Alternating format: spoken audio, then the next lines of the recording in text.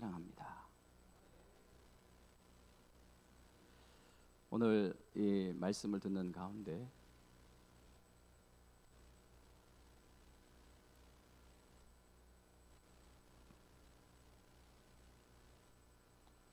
죄송해요. 제가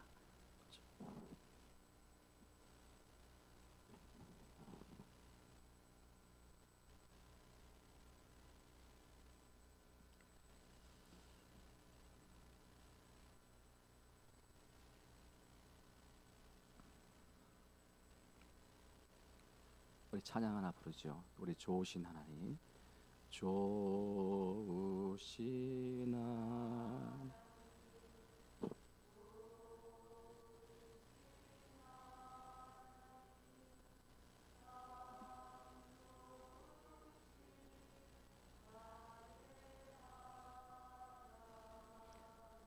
우리의 기도를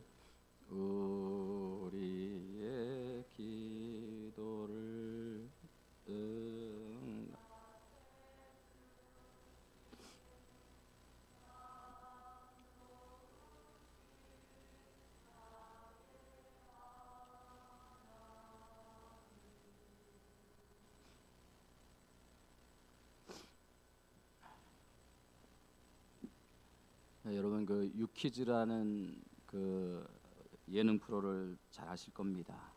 그 TVN 예능 프로인데 너무 좋은 프로라서 제가 자주 좀 시청을 하는데요. 그 얼마 전에 김범석 그 교수라고 이 종양내과 의사분인데 그분이 출연을 했는데 제가 참 깊은 인상을 받았어요.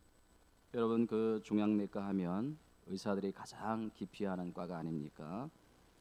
말기암 환자를 수술하거나 또 방사선 치료를 하거나 또 항암 치료를 하고, 그런데 대부분의 환자가 생명을 연장하지 못하고 돌아가신다는 거예요. 그 의사의 목적이 뭐냐면 환자를 살리는 것이 의사의 목적인데 대부분의 환자가 돌아가신다고 하니 참 힘들지 않겠습니까? 근데 이분이 왜 종양내과 전문의가 되었나 보니까 사연이 있어요. 이분이 어렸을 때 아버지가 폐암으로 돌아가셨다는 거예요. 건강하셨는데 이 교수님이 중학교 2학년 때 이 폐암 진단을 받았고 또 수술을 받았는데 안타깝게도 재발을 했고 이 고등학교 1학년 때 어느 날 갑자기 그 아버지의 임종도 보지 못하고 돌아가셨다는 거예요. 그게 너무 그 후회스럽고 가슴에 한으로 남아 있었다고. 아직도 이 교수님에게 잊혀지지 않는 그 생생한 기억이 뭐냐면 그 아버지가 돌아가시기 한 달 전쯤에 이 폐암이 뼈로 다 전이가 되어 가지고요, 너무 통증이 극심하니까 어쩔 줄 몰라 하셨고 그 극심한 통증에 견디지 못해 가지고 어느 날 그 아들을 이 교수님이 불러서서 그 손을 꽉 잡으시면서 쩔쩔매며 그 고통이 너무 심해가지고 우시더라는 거예요. 이 몰핀도 안 통하고 너무 통증이 심할 때는 그 통증을 이겨내시려고 그 안간힘을 쓰시면서 그 이를 악물었는데 그 이가 부스러지는 소리가 다 들릴 정도로 그렇게 이제 고통이 심한데 그 고통스러워하는 그 아버지에게 아무런 도움이 되지 못하고 그 힘이 되어지 못한 것에 대한 그 마음이 한이 남아 있어가지고 이분이 공부를 열심히 해가지고 의사가 되었다고 합니다. 그러니 여러분 이 분이 얼마나 좋은 의사가 되셨겠습니까? 유튜브에 보면요, 이분의 동영상을 보면요, 그 댓글이 한 1000개 이상이 달려 있는데 다 칭찬 일색이에요. 뭐 참 따뜻한 분이셨다, 참 신실하고 친절한 분이셨다, 이런 칭찬 일색이인데, 근데 저는요 이 교수님께서 마지막으로 한 말이 제 귀에 늘 쟁쟁하게 울리고 있어요. 이분이 마지막으로 뭐라고 말했나 하면요, 암은 인간이 완전히 정복할 수 없다. 이 암이라는 것은 인간이 완전하게 정복할 수 없다. 아버지가 그 폐암으로 돌아가시는데 그 통증이 극심해가지고 자기의 손을 붙잡고 쩔쩔매며 오시면서 또 그것을 통증을 이겨나가고 그 이를 악물고 안가림을 써가지고 그 이가 부스러지는 그런 소리가 들리는데, 그때 아버지에게 아무런 도움이 되지 못한 것이 가슴에 한이 돼가지고 자기가 의사가 되고 그 암을 정복해 보려고 얼마나 많은 노력과 얼마나 많은 그 힘을 썼겠습니까? 지금도 그 암 환자를 살리기 위해서 불철주야 노력하고 최선을 다하는데 암은 인간이 정복할 수 없다. 그러니까 인간이 암을 상대할 수 없다는 거 아닙니까? 저는요, 그 말이 계속 귀에 메아리치고 있는데 그 말이 저에게 어떻게 들려졌는가 하면요, 암은 인간이 정복할 수 없다. 그러나 하나님께서는 치료하신다. 이게 계속 제 귀에 들려지는 거예요. 암은 인간이 상대할 수가 없지만 하나님께서는 치료하신다는 거예요. 아멘. 오늘 본문에 보면요, 이 병과 죽음의 굴레를 벗어나지 못해서 고통받는 두 사람을 이제 소개하고 있는데요, 한 사람은 방금 자기 어린 딸이 죽는 것을 보고 좌절하고 절망한 한 아버지고요, 또 한 사람은 12년 동안 혈뇨병이라고 하는 못쓸 병에 걸려가지고 고통받는 한 여인이에요. 제가 결론부터 여러분들에게 말씀을 드리자면, 이런 인생의 치명적인 문제를 만나서 신음하고 고통하는 두 사람이 예수님에게 찾아가서 예수님을 만나서 그 문제를 해결받았다는 사실입니다. 그러니까 인간의 힘으로 해결할 수 없는 일을 만났을 때 우리가 누구를 찾아가느냐, 누구를 만나느냐가 이게 정말 중요하다는 거예요. 여러분, 우리 인생의 어려움을 만났을 때 여러분 모두가 예수님을 찾고 예수님을 만남으로 말미암아 그 인생의 문제를 해결할 수 있는 은혜가 있기를 주님의 이름으로 축원을 드립니다. 여러분, 이 본문에요, 우리가 한번 생각해 볼 문제가 있는데요, 이 혈뇨병을 12년 동안 앓던 이 여자가 예수님의 옷자락을 만져가지고 평생 고치지 않는 병을 고침을 받지 않습니까? 그런데 여러분 한번 가만히 생각해 보세요. 그 당시에 예수님이 병을 잘 고친다는 소문이 나가지고 예수님 주변에 얼마나 많은 사람들이 모여들었겠습니까? 요즘 보면요, 용하다는 의사가 있다고 하면요, 뭐 진찰을 한번 받으려고 하면요 며칠을 기다려야 하고 때로는 몇 달을 기다려야 하는 그런 일들이 있지 않습니까? 그 이 귀 성형을 잘한다고 하는 그 고려대 박모 교수님이 계시는데, 그 교수님에게 한번 진찰을 받으려고 만나려고 하면 그 2달이나 예약을 하고 기다려야 된다고 합니다. 그리고 만나가지고 진찰을 받고 한번 수술을 하려고 하면 5년을 기다려고 한다고 합니다. 5년을 기다려고 한답니다. 예? 근데 여러분, 예수님 당시 한번 생각해 보세요. 그 예수님께 진찰을 받으려고 하면 무슨 예약 제도가 있습니까? 대기표가 있습니까? 그러니까 무작정 몰려드는 거예요. 많은 사람들이 막 겹겹이 쌓여가지고 몰려드는데, 여러분, 예수님의 옷자락을 만진 사람이 이 여인 한 명뿐이었겠습니까? 얼마나 많은 사람들이 그 밀치고 막 그러면서 예수님의 옷자락을 만지고 예수님의 터치를 하고 그렇겠습니까? 근데 여러분, 그렇게 많은 사람이 예수님의 옷가를 만지고 스치고 그렇게 했는데 병 고침을 받은 사람은 이 성경에 보니까 이 여인 딱 한 명뿐이었다는 거예요. 여러분들이 성경을 한번 읽어보세요. 그 많은 사람들이 예수님에게 몰려들었지만 예수님에게 고침을 받은 사람은 딱 한 명뿐이, 이 여자 딱 한 명뿐이었다는 거예요. 그러니까 여러분, 예수님의 옷자락을 만졌다고 해서 다 능력이 나가는 것도 아니고 다 치료의 은혜가 나타나는 것도 아니라는 거예요. 이게 무슨 말인가 하면요, 단순히 예수님의 옷자락을 만지는 것이 능력이 아니고 무슨 의도로 예수님을 찾았고 예수님에게 다가갔고 무슨 의도로 예수님을 만졌느냐, 예? 그 동기가 중요하다는 거예요. 그러니까 여러분, 이 여인처럼 의도된 접촉, 그러니까 이 여인에게는 무슨 믿음이 있었다는 거예요? 예수님이 나를 고치신다. 예수님이 내 문제를 해결하신다. 이런 의도된 마음, 이런 믿음을 가지고, 이 믿음의 손을 가지고 예수님의 옷자락을 만졌더니 바로 예수님께 치유의 능력이 그 여인에게 나가더라는 거예요. 사랑하는 성도 여러분, 우리가 오늘 이 자리에 예배를 드리는 때 정말 믿음을 가지고 예배 드리시기 바랍니다. 여러분, 오늘 제가 이 자리에서 설교하는데 이 자리에 나와서 앉아서 예배 드리는 분, 혹은 지금 영상으로 예배 드리는 많은 분들, 혹은 또 시간이 지난 다음에 주중에 유튜브나 혹은 카카오 TV로 이제 다시 설교를 듣는데 많은 사람들에게는 아무 일도 일어나지 않아요. 근데 여러분, 저에게 이런 이야기가 들려지는 것도 사실이에요. 목사님의 설교를 통해서 제가 제 심령이 변화되었습니다. 제 삶이 변화되었습니다. 그 목사님의 설교를 우리 가족들과 함께 드리다가 우리 자녀들이 변화되기 시작했습니다. 또 하나님 놀라운 그 치유의 역사가 일어납니다. 여러분, 이게 뭘 의미할까요? 제가 뭐 설교를 잘해서요? 절대 아닙니다. 저는요, 말에 기교를 부리지 못하는 사람이에요. 선천적으로 그래요. 많은 사람들이 설교를 듣지만 그저 예수님의 옷자락을 호기심으로 만지고 우연히 지나가다가 그 옷자락에 스친 사람에게는 아무 일도 일어나지 않아요.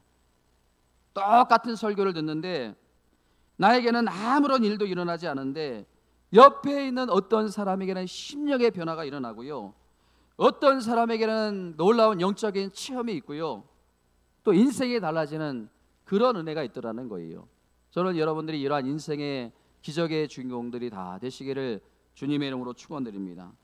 여러분, 마가복음 5장 26절에 보면요, 이 여인의 병으로 인해서 얼마나 고생하는지 우리가 이 말씀을 읽으면 알 수가 있어요. 우리 함께 같이 읽어보겠습니다. 시작.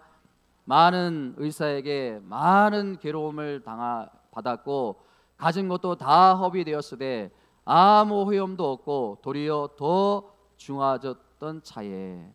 여러분, 이 빨간 글씨를 한번 보세요. 여러분, 이 환자에게 의사는 필요합니다. 또 의사는 환자에게 도움을 주려고 있는 그런 게 의사가 아닙니까? 그런데 이 여인이 보니까 많은 의사에게 많은 괴로움을 받았고, 왜 성경은 이 말씀을 굳이 기록했을까? 여러분, 이 여인이 그 병 때문에 얼마나 고통이 심했습니까? 얼마나 고통을 받았습니까? 그러니까 그 병을 고침받으려고 이 병원 찾아가고 저 병원 찾아가고 또 병원을 찾아갈 때마다 검사는 다 받지 않습니까? 에? 받았던 검사를 다른 병원에 가서 안 받는 게 아니고 또 받아요. 또 받아요. 검사를 받고 또 받고 또 받고, 그리고 또 약 처방을 해줘요. 이 병원 가면 이 약 처방을 해주고 저 병원 가면 저 약 처방을 해주고,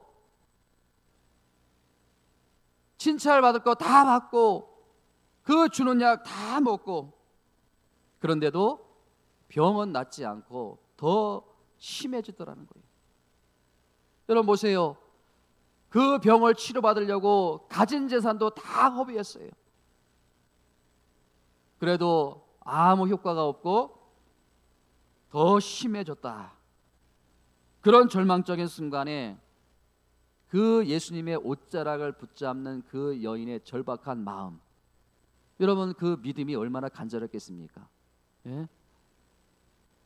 또 그렇게 사랑하던 어린 딸이 방금 죽는 것을 목격한 그 아버지의 심정이요, 그 아버지의 절박한 마음이요. 여러분, 자녀가 죽고 갈 때 팔짱만 끼고 있을 부모가 어디 있겠습니까?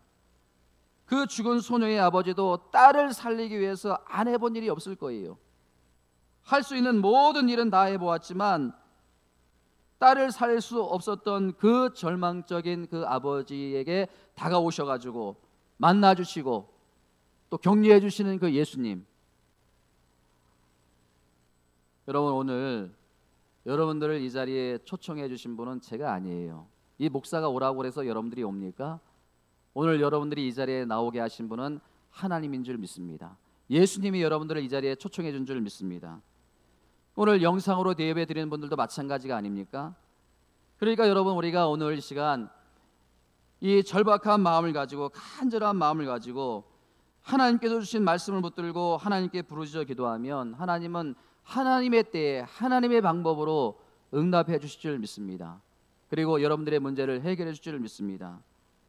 여러분, 그런 마음으로 예수님을 찾았더니 예수님이 그 두 절망한 아버지와 그 혈루증을 앓는 여인에게 어떤 은혜를 주시는가? 큰 은혜를 주시는데, 많은 은혜를 주시는데, 제가 여러분들에게 두 가지만 오늘 이 시간 설명을 드리려고 합니다. 첫 번째는 뭐냐 하면요, 인간적인 따뜻한 격려라는 거예요. 인간적인 따뜻한 격려. 여러분, 구약 성경의 레위기에 보면요, 이 혈루증은 의학적인 용어예요. 의학적인 용어예요. 그러니까 쉽게 설명하면요, 만성 자궁 출혈증이에요.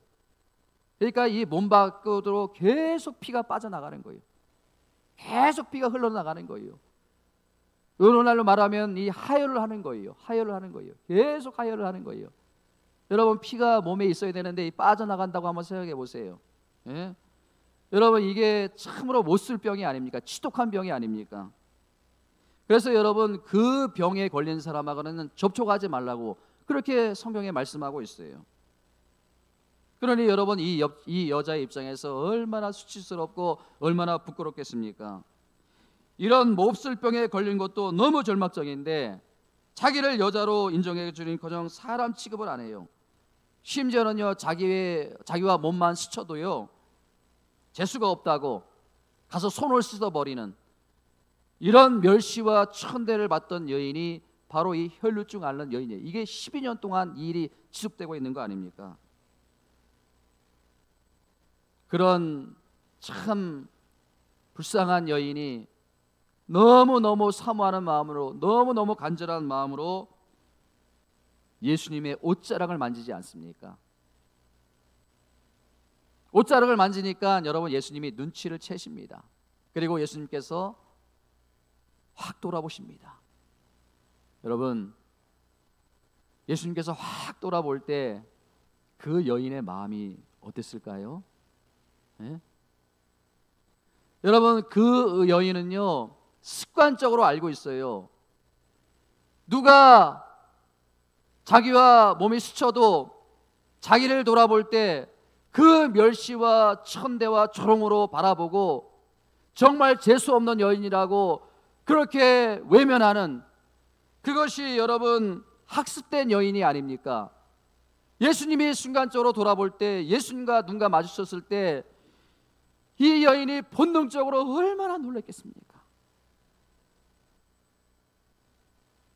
그런데 그 여인을 향해서 그윽한 사랑의 눈길로, 여러분 본문 22절에 보니까요, 예수님께서 어떤 말씀을 하십니까? 같이 한번 읽어봅니다. 예수께서 돌이켜 그를 보시며 이르시되 딸아 안심하라, 내 믿음이 너를 구원하였다 하시니 여자가 그 즉시로 구원을 받으니라. 제가요, 주중에 이 말씀을 수십 번 읽었어요. 읽고 또 읽고 묵상을 하는데 얼마나 행복한지. 예?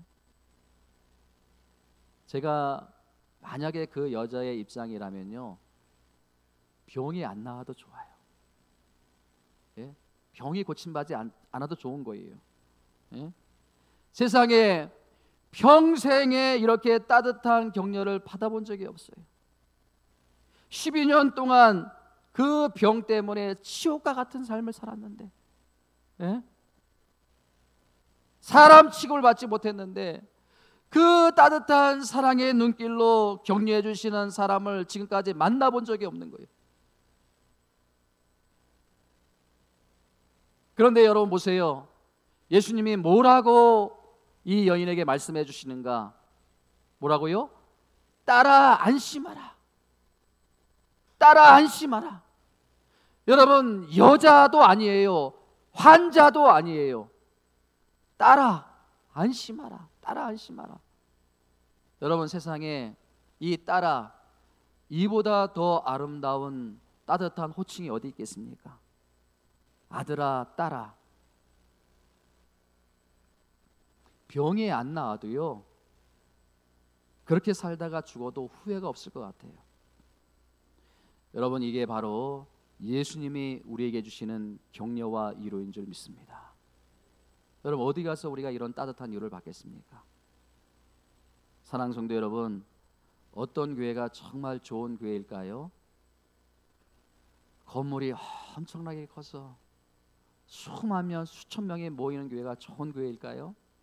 아니면 설교를 너무 잘하고 또 목소리도 너무 좋고 또 핸섬하고 키도 크고 잘생기고 그런 목사님이 있는 교회가 좋은 교회일까요? 저는요, 좋은 교회는요, 이런 따뜻한 격려와 위로가 있는, 이런 위로가 많은 교회가 좋은 교회인 줄 믿습니다. 저는요, 우리 교회가 이런 교회가 되기를 간절히 소망합니다. 교회뿐만 아니라 이 부족한 목사도 이런 격려와 따뜻한 위로가 있는 목사가 되기를 간절히 기도합니다. 요즘 보면요, 교회가 너무 사무적이에요. 교회가 너무 사무적이에요. 하나님은 사랑이시다 이렇게 외치고 사랑이 메말라 있는 것이 이 교회가 아닙니까?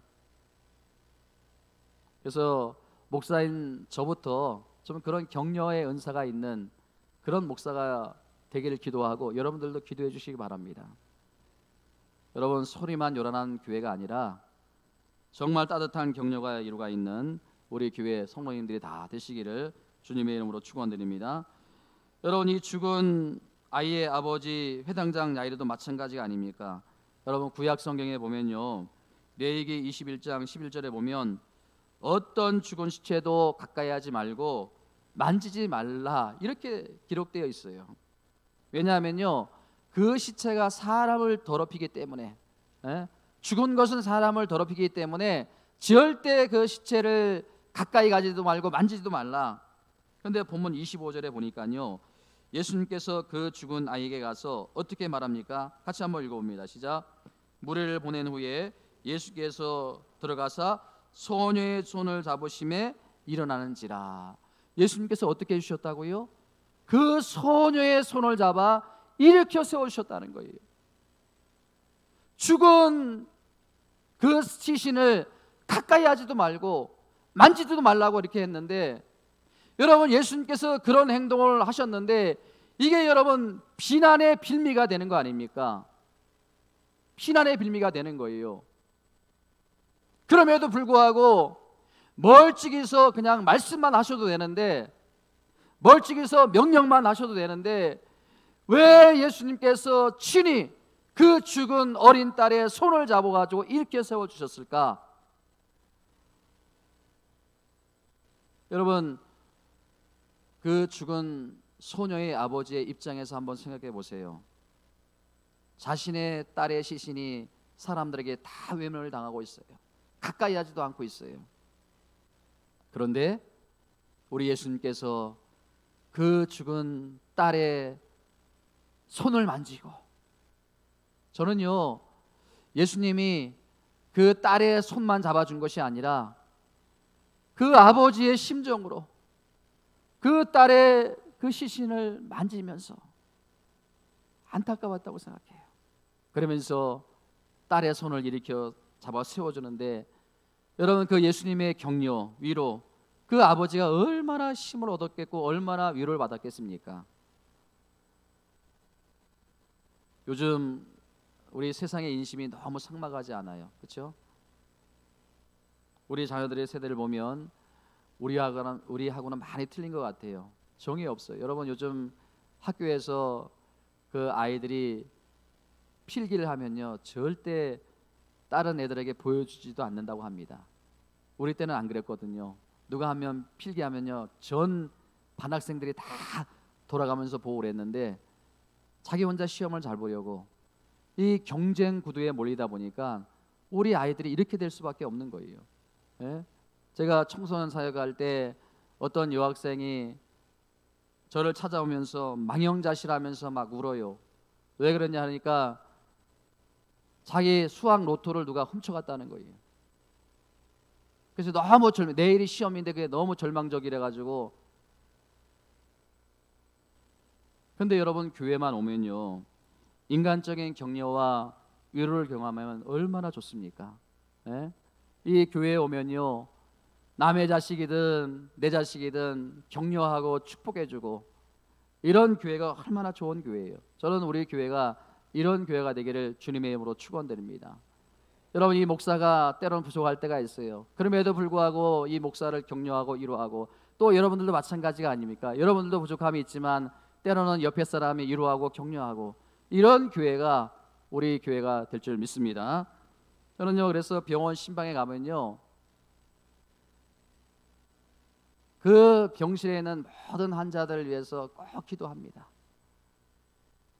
먼저 가면요, 우리 교회 성도님부터 간절한 마음으로 기도하고, 그 다음에 제가 꼭 빼놓지 않는 기도가, 하나님, 이 병실에 있는 모든 분들에게 제가 기도한 혜택을 누릴 수 있도록 하나님 은혜해 주시길 원합니다. 여러분, 목사가 병원에 신방 갔는데요, 그 병실에 있는 분들이 다 그 목사가 기도하는 기도를 듣는데 자기 교인만 기도해주고 가버린다면, 그 병실에 있는 분들이 뭐라 그러겠습니까? 야, 정말 예수쟁이들 지독하다, 이렇게 이야기하지 않겠습니까? 저는 식당에 가면요, 꼭 그 식당이 잘 되도록 그 식당에 축복 기도를 꼭 해줍니다. 그리고 할 수만 있으면요, 비싼 음식을 대접받으면요, 서비스하는 분에게 꼭 팁을 줘요. 여러분, 목사가 무슨 돈이 많겠습니까? 근데 그게 아니에요. 여러분, 제가 맛있는 음식을 대접받아요. 그래서 축복 기도해 주면요, 그리고 맛있게 먹으면요, 그 대접하는 분은 너무 기쁘고 행복하겠지요. 그런데요, 서비스하는 분은요, 그게 아닌 거예요. 속된 말로요, 뭐라 그러는지 아십니까? 기도하고 먹으면 뭐라 그러는지 아십니까? 죄송한 말이지만 잘 쳐 드시네, 그렇게 이야기한다는 거예요. 이게 여러분, 제가 지어낸 말이 아니고요, 실제적으로 그런 말을 제가 들었어요. 실제적으로 제가 그런 말을 들었어요.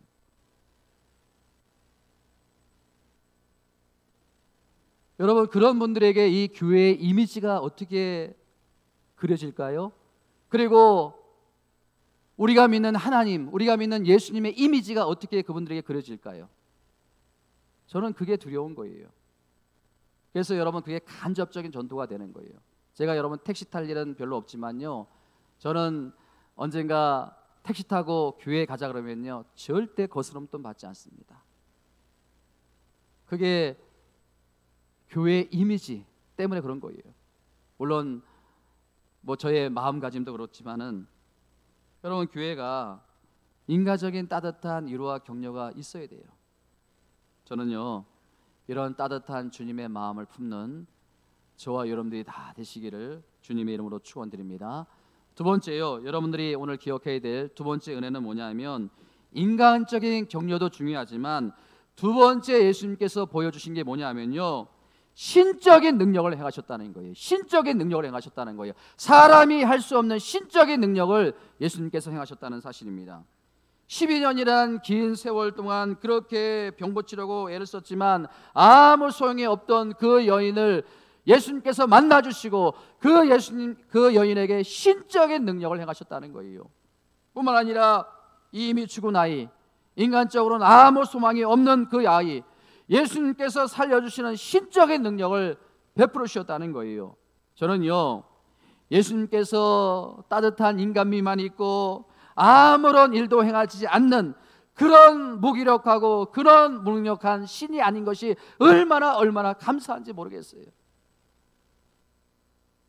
예수님은요, 우리를 인간적으로 따뜻하게 격려해 주시고 그 누구에게도 받지 못한 따뜻한 사랑을 주시는 분이지만, 그것으로 끝나는 것이 아니라 인간이 알 수 없는 신적인 능력을 베풀어 주시는 분이 우리가 믿는 주님인 줄 믿습니다.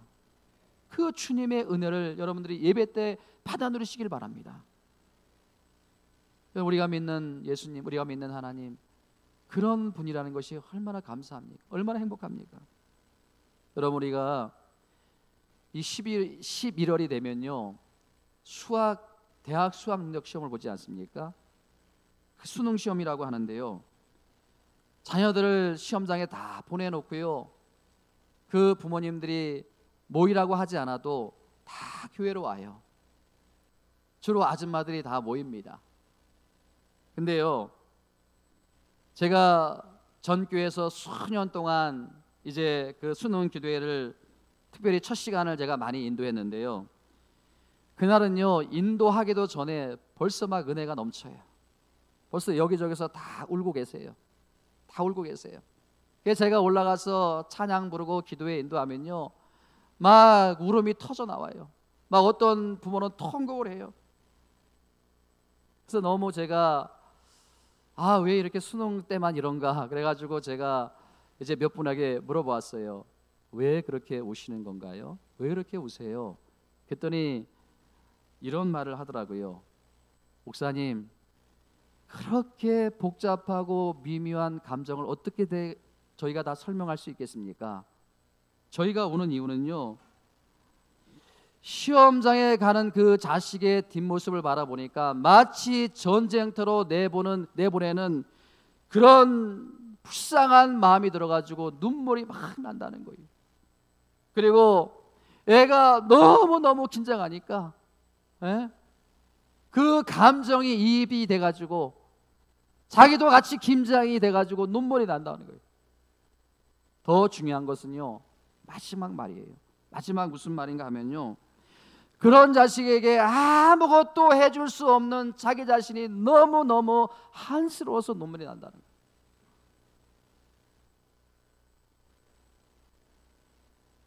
여러분, 솔직히 여러분 자녀들, 여러분들 너무 사랑하시잖아요. 예? 그 아이가 잘 된다는 보장만 있다면요, 여러분 이 눈 하나 못 빼주겠습니까? 여러분 이 팔 하나 우리가 못 잘라주겠습니까?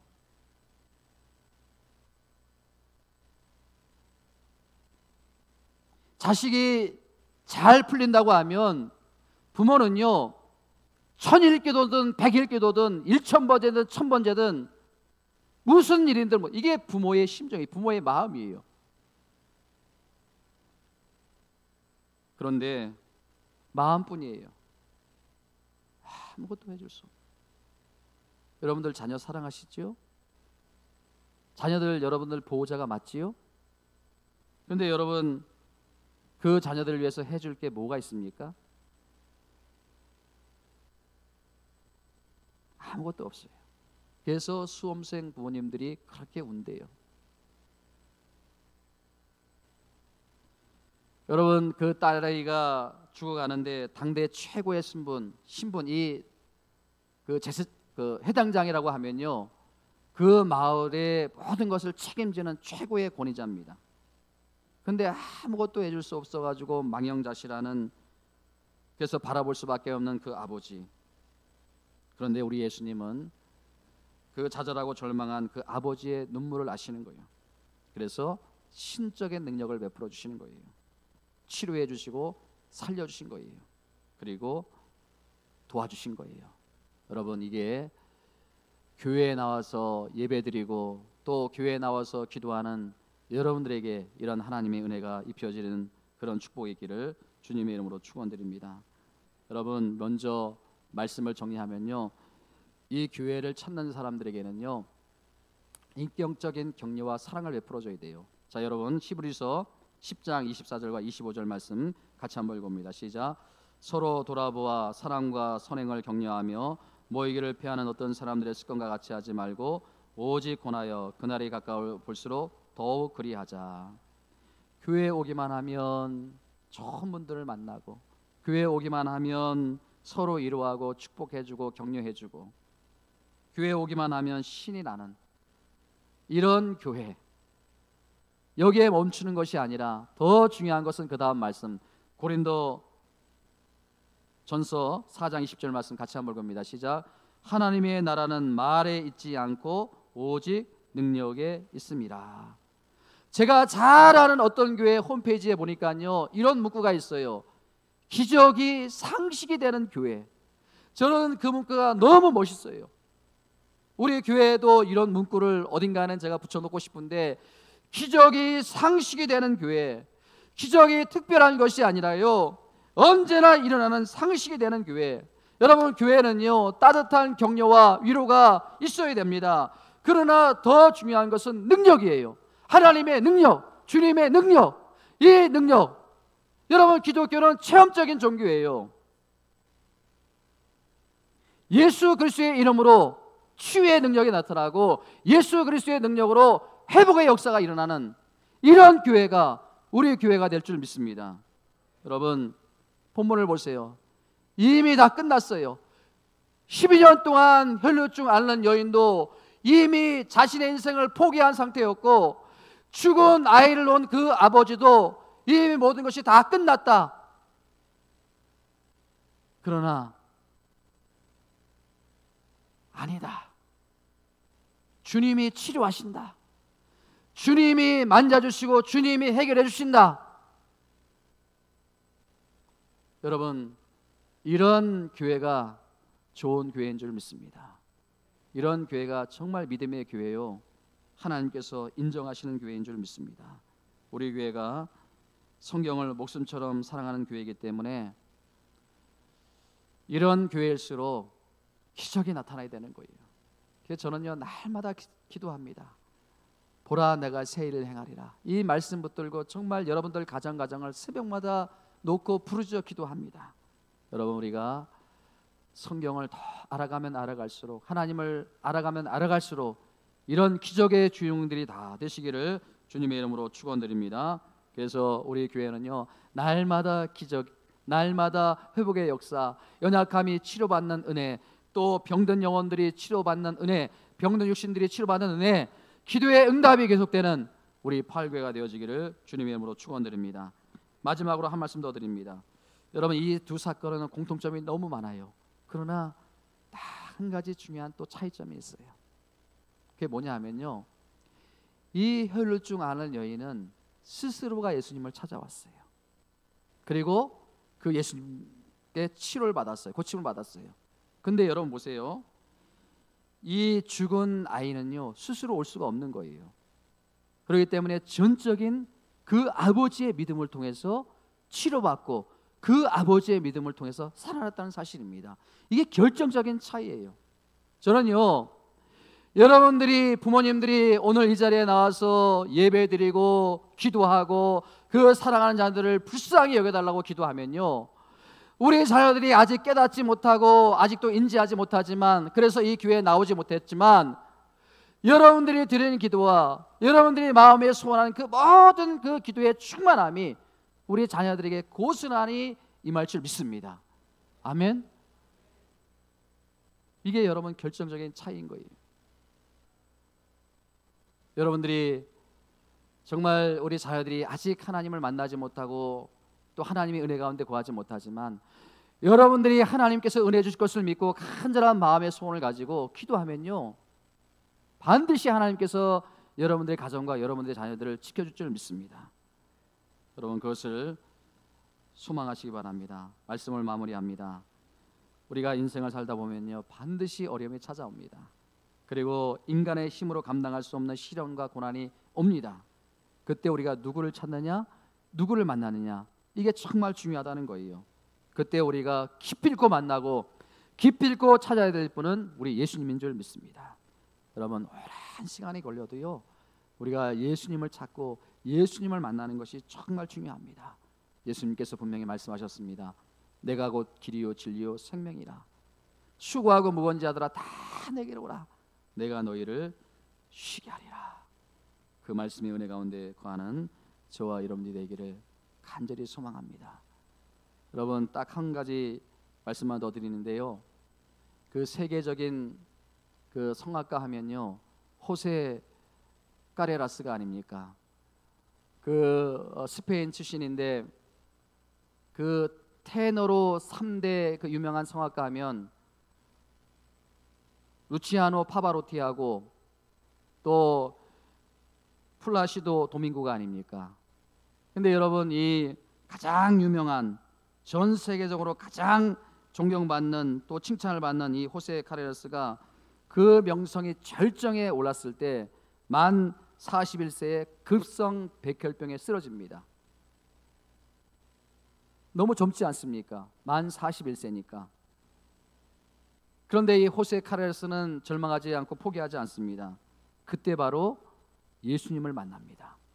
그리고 그 극한상에서 예수님의 손길을 붙잡고 그 말씀을 붙잡고 기도합니다.